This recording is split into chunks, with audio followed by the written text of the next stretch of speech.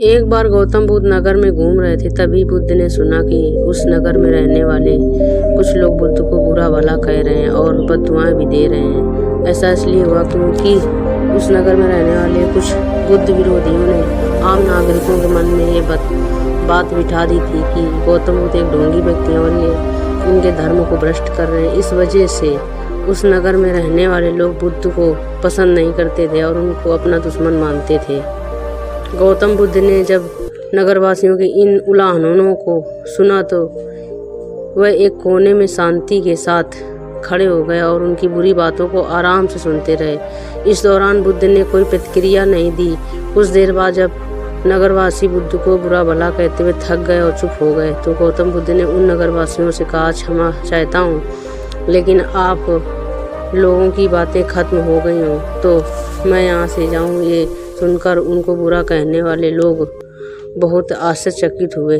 तभी वहाँ मौजूद लोगों में से एक व्यक्ति ने बोला, हम लोग तुम्हारा गुणगान नहीं कर रहे हैं, तुमको उलाहने दे रहे हैं और तुम्हें बुरा बोल रहे हैं। क्या तुम पर इन बातों का कोई असर नहीं हो रहा है? जब उस व्यक्ति की बात का जवाब देते हुए गौतम बुद्ध ने कहा, आप सब चाहें मुझे कितनी भी गालियां दें या कितना भी बुरा कहें, मैं इन्हें खुद पर नहीं लूँगा क्योंकि मैं जानता हूँ कि मैं कुछ गलत नहीं कर रहा। इसलिए इन बातों को जब तक मैं स्वीकार नहीं करता तब तक इनका मुझ पर कोई असर नहीं पड़ रहा है। गौतम बुद्ध ने आगे कहा, जब मैं इन गालियों को, बुराइयों को अपने ऊपर लूँगा ही नहीं तो ये निश्चित है तौर पर आपके पास ही रह जाएंगी और मुझ पर असर नहीं करेंगी।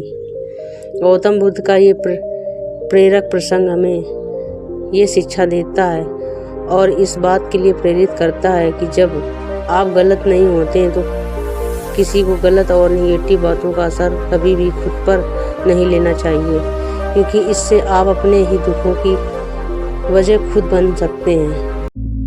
ऐसी ज्ञानवर्धक जानकारी के लिए आप हमसे जुड़ जाइए और हमारे चैनल को सब्सक्राइब कर लीजिए। साथ में बेल आइकन को भी प्रेस कर लीजिए, जिससे आने वाली सभी जानकारी आप तक पहुंचती रहे और आप हमसे जुड़े रहें।